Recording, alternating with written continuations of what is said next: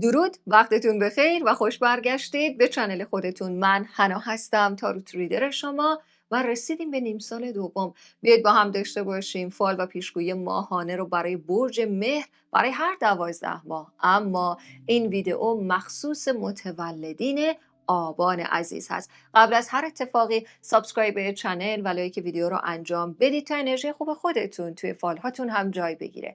و اگر دوست دارید اولین کسی باشید که از فال‌ها استفاده می‌کنید، زنگوله رو هم میتونید روشن کنید. شما عزیزان آبانی، لطفاً تا زمانی که این برگه ها رو برای شما مهربانانم بر میزنم نسبت به نیت و خواسته‌ای که برای این برج دارید تمرکز کنید، تفکر کنید تا به شما بگم گذشته و حال و آینده که ادغام میشن در این برج رو، شانس و چالش شما و البته در پایان از کارت‌های اوراکل ماه پیشنهادات این ماه رو هم برای شما توضیح بدم. خب کمی نیت کنید تا اینکه با هم بریم ببینیم در این ماه چه خبرهایی برای شما عزیزان هست. اول هم شروع کنیم از اونجایی که میخواد برای ما توضیح بده چه چیزهایی مربوط به گذشته هستن که هنوز و همچنان میتونن تاثیرگذار باشن و البته در آینده هم مؤثر خواهند بود. اول از همه لج و لجبازی شخصیت مردی که شاید سر خلوتی داره یا سر کچلی داره، اما این فرد با هیکل و هیبت درشتی هست و مدام در مورد خیلی از چیزها با شما مخالفت داره یا انگار نظرش با شما فرق داره، یا این فردی که میتونه چشمان زاغی هم داشته باشه، سختگیری در مورد سری کارها داره، چه کارفرما هست، چه در محیط زندگی هست، چه یک فردی هست که خیلی از چیزها و انتخابهای زندگی شما در دست ایشون هست، این مخالفت میره کنار. حتی اگر که در زندگی شما یک مخالفتی برای ازدواج بوده، قرار هست این مسئله بره کنار. حالا یک موضوع دیگری هم در کارت هست.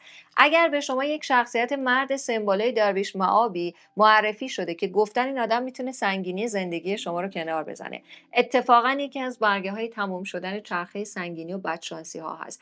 تعویق و تأخیرها تموم میشه، بدقولی آدم ها تموم میشه، سوء استفاده ها به پایان میرسن و در نهایت جلوی یک ضرری گرفته میشه. اگر در حال ضرر دادن بودید، مدام در حال مشکل ایجاد کردن بودن بقیه برای شما، این آتش منفی که در زندگی شما بوده هم میتونه خارج بشه. برخی از شما عزیزان آبانی احتمال خبرهای خوبی در زمینه مهاجرتی شنیدن رو دارید، به خصوص اگر که قرار بوده این خبرها اصلا توی تابستان، اون هم در لیو و مرداد به دست برسه، ولی قرار هست که در این برج اون رو به دست بیارید. خبرهای مهاجرتی هست و البته خبرهای برای سفرهای طول و دراز هست، چه برای سرمایه گذاری چه برای تحصیل هست. مسیری برای مهاجرت شما کم کم فراهم و هموار میشه. تکانه های خیلی خوبی در این زمینه هست، حتی شاید در مورد مدارک و تایید اونها خبرهای خوبی رو بشنوید.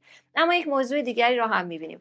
احتمال داره با یک صاحب خونه ای که خیلی خیلی بد اخلاق هست و خیلی آدم زیاده خواهی هست متاسفانه به نتیجه این نرسید و از برگه های تغییر مکان زندگی رو میبینیم. یعنی احتمال این وجود داره که به طور ناگهانی، ناخواسته و بدون پلن و نقشه قبلی یک اسباب کشی اتفاق بیفته. ولی بدونید این اسباب کشی تو هم با این هست که یک سنگینی، دارکنسی از زندگی شما خارج بشه، یک نگرانی تموم بشه.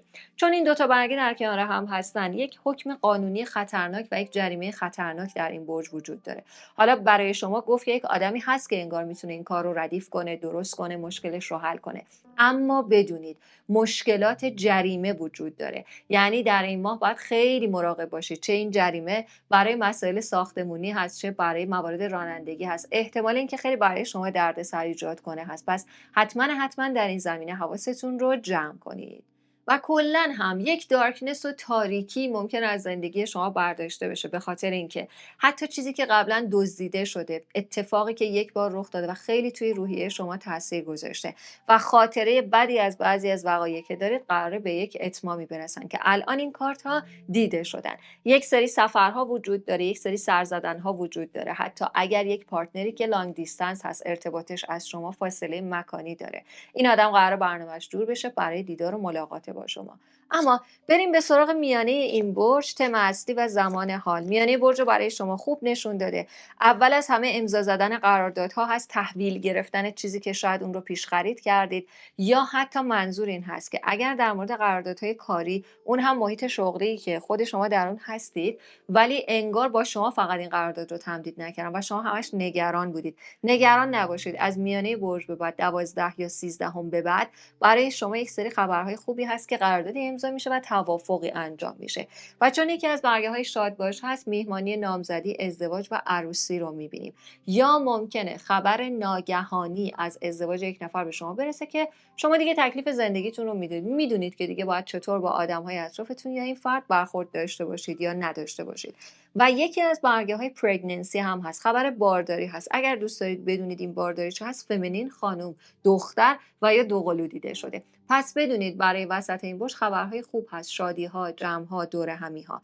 میهمانی‌هایی رو هم می‌بینیم که یک آدمی که اختلاف سنیش با شما خیلی زیاده. البته فردی هست که میتونه در جایگاه استاد بودن، مستر بودن، یاد دهنده بودن و تعلیم دهنده بودن باشه. آدمی جزء متولدین کلا تابستانی تحت تاثیر وعده خاک، یعنی اردیبهشت یا تابستان یا دی ماهی هست. به عنوان یک گزینه عاطفی که خیلی اختلاف سنی زیادی با شما داره، مثل 10 تا 15 سال اختلاف سنیه، ولی میاد به شما ابراز علاقه میکنه و البته شرایط رو بد نمیبینیم، چون میبینیم که این آدم انگار درک خوبی از شما داره، شما خیلی میتونید با این آدم مچ باشید. پس چنین گزینه متفاوتی رو وسط این برج هم از همون میهمانی ها، از همون دوره همی ها برای شما نشون داده. اما در مورد پیشنهادات کاری و معاملات ملکی با هم ببینیم. در مورد معاملات ملکی یک سود خوبی میتونید داشته باشید، به خصوص اگر کار شما مشاوره دادن، ادورتایز و تبلیغات و کارهای در زمینه ملک و املاک است. بدونید یک سود خوبی میتونید داشته باشید. 10 روز میانی، یعنی میتونه از 15 تا 25 باشه. دوم، پیشنهادات شراکت خیلی جذابی به شما رو نشون داده. یعنی احتمال این هست که پیشنهادات شراکتی برای ساخت و ساز، برای ملک و املاک یا برای مواردی که بعداً شما رو صاحب خونه یا صاحب زمین و ملک میکنن وجود داشته باشه. معمولاً این برگه هم نشون دهنده این هست که پیشنهادات کاری از سمت یک اکیپی هست، ارگانی هست، شرکتی هست که البته ممکنه بیس و اساس قوی هم داشته باشه. پس بدونید چنین مسائل کاری هم هست. اگر شما هم از سال گذشته از دی ماه بوده که چرخه کاریتون خیلی بد بوده، یعنی اصلا یک موقعیت کاری خوب و فیکس نداشتید، قرار هست از همین تایملاین یک موقعیت بهتر شغلی، یک جریان فیکس کاری رو داشته باشید که الان در این برگه هم وجود داشته. مسائل ملکی هم میتونن تعیین تکلیف بشن. یک تغییر وسیله نقلیه رو هم میبینیم، خرید اون و تعویض اون، و البته بازگشت فردی هم دیده شده که شاید در محیط کاری هر از شنگای این آدم رو میدیدید، ولی الان این آدم میاد که به شما پیشنهاد دوباره عاطفی بده، اونم برای ازدواج، یعنی برای دیدار خانوادگی. خیلی عجله نکنید، چون انگار وضعیت مالی این آدم مثل گذشته نیست یا وضعیت خانوادگیش مثل گذشته نیست، به خاطر ترس از تنهایی و مشکلات شاید برگشته باشه. پس این موضوع رو هم در این کارتا نشون داده. اما بریم به سراغ کارتایی که مربوط به پایان این برج شما هستن و اگر این کارها رو در پایان برج انجام بدید، بعدها تاثیرگذاری خوبی بر جای میگذاره. اول از همه رسیدگی اکیدی در مورد یک مسئله مثل یک بیماری از گذشته برای شما رو نشون داده. یک مریضی، معصومیتی از گذشته مونده که انگار شما خیلی بهش رسیدگی نمی‌کنید. یه چیزایی حس کردید، خب شما به خاطر اینکه حدسیاتتون و انرژی و احساستون خیلی قوی هست، شما کانکت هستید با اطرافتون و خودتون. بدونید که یه چیزایی حس کردید ولی نرفتید به دنبالش. برید به دنبال یک مریضی، برید به دنبال یک چالشی که برای بیماری هست و اگر اون رو بتونید رفع و رجوع کنید، یک مشکل بزرگ رو تا سال بعدی حل کردید. در غیر این صورت، با توجه نکردن به خودتون و یک ناخوشی که نشانه هاش این ور دیده شده، تا سال آینده ممکنه یک بیماری در شما رشد کنه. یک محیط جدید دوستان رو از روز 25 به بعد می‌بینیم. حالا میتونه محیط تحصیلی باشه، محیط کاری باشه، دوستی‌های جدید باشه یا یک سری تورها، سفرها، پیاده روی‌ها، هایکینگ‌ها، کوهنوردی‌ها که با دوستان جدیدی برای شما هست. خیلی خیلی برای زندگی شما خوب هست، خیلی روحیات زندگی شما رو تغییر میده. از اون حس تنهایی که مدتی از احساس میکنید میتونه خارج کنه شما رو. بدونید که در این محیط‌ها قرار گرفتن برای شما خوب هست و دوستی‌های تازه‌ای که به اندازه خود شما وفادار هستند یا همسطح خود شما وفادار خواهند بود.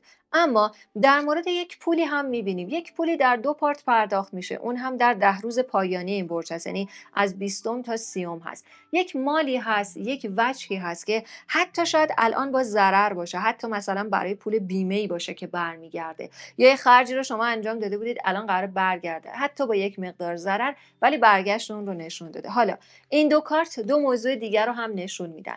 اول اینکه اگر شما در یک محیطی سرمایه گذاری کردید، دیگه سودهاتون رو از این محیط گرفتید.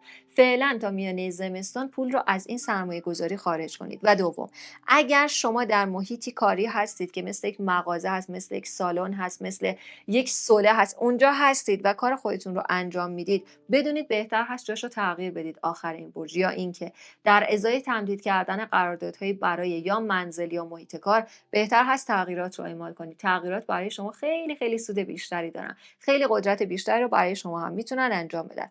یک هدیه زود هنگام رو در 3 روز پایانی این برج دارید، اون هم از سمت فردی که خیلی خیلی میخواد هوای شما رو داشته باشه، خیلی خیلی میخواد به شما مهر بورزه و شاید یک معشوقه‌ای باشه جز متولدین خاک. شاید همون فردی باشه که دیدیم، شاید نه. اگر شما در ارتباط با یه آدمی هستید که این آدم به خاطر کارش خورده کمرنگه ولی از خجالت شما در میاد آخر این برج، یک خرید بزرگ، هدیه گرانقدری یا یک حمایت قابل توجهی از سمت این فرد رو دارید.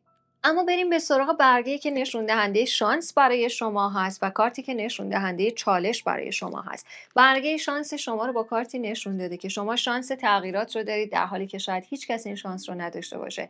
شانس ناگهان مهاجرت کردن رو دارید در حالی که شاید بقیه اصلا نتونن این کار رو انجام بدن. و شروع‌های تازه انتظار شما رو میکشه. انگار تمامی سختی‌هایی که از سال گذشته پایان زمستان، یعنی از آخرین وعده آب سال گذشته یعنی پاییز و اسفند وجود داشته، میتونید رها بشید و شما قدرت تغییر رو دارید، قدرت سفر رو دارید و قدرت اسباب کشی رو دارید. اگر جزء آدم‌هایی هستید که ازدواج کردید یا کار دارید ولی مستقل نیستید، بدونید در این ماه میتونید مستقل بشید. منزل خودتون رو، جای خودتون رو داشته باشید و دیگه از فشارها و همهمه هایی که نمیذاشتن صدای خودتون رو بشنوید دور بشید. معمولا این برگه وعده های 8 رو برای خوششانسی نشون میدن، 8 و 18 و 28 خواهد بود و کلا تغییرات مثبت هست، چیزی که خودتون رو انگار از یک منجله و مشکلی میتونید بیرون بیارید. اما به عنوان یک چالش، اول از همه در مورد خانومی که شاید قد و قامت نسبتا بلندی داشته باشه، تحت تاثیر وعده های پاییز و زمستان باشه و این آدم رو به مادر و مادر بزرگ نسبت نداره، به مادر شوهر و یا کسی که مربوط به خانواده پارتنر و همسر هستن.